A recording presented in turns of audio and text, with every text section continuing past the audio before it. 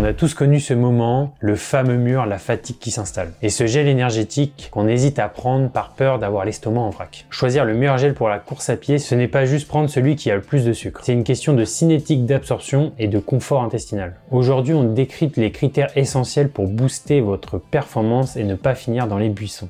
Le premier secret, c'est le mélange des sucres. Si votre gel ne contient que du glucose ou de la maltodextrine, vos transporteurs intestinaux saturent rapidement. Le résultat, des douleurs intestinales, mais aussi une chute de l'absorption qui réduit drastiquement l'apport énergétique disponible pour vos muscles. Un gel performant utilise un mélange glucose et fructose. Pourquoi? Parce qu'il utilise des chemins différents pour entrer dans votre sang. Cela vous permet d'absorber en moyenne 60 à 90 grammes de glucides par heure d'effort, offrant un débit d'énergie maximal sans saturer votre système digestif. Le deuxième critère, c'est la technologie de transport, l'hydrogel. Traditionnellement, un gel classique est une simple solution liquide qui peut stagner dans votre estomac et provoquer des aigreurs. L'hydrogel composé de biopolymères comme l'alginate et la pectine change la donne. Au contact de l'acidité de votre estomac, il se transforme instantanément en structure gélifiée qui encapsule les glucides. Cette protection permet au sucre de glisser littéralement vers l'intestin grêle sans irriter la paroi gastrique. Le résultat, une vidange gastrique accélérée, une biodisponibilité immédiate et surtout l'absence d'une sensation de pesanteur. C'est la technologie privilégiée par les athlètes élites pour maintenir un apport massif en glucides sans risque de reflux. Enfin, vérifiez la présence d'électrolytes, surtout de sodium. Pendant l'effort, vous perdez des minéraux essentiels par la sueur. Un bon gel doit aider à compenser ces pertes. Mais attention, évitez les arômes artificiels et les édulcorants. En plein effort, votre barrière intestinale est plus perméable et plus sensible.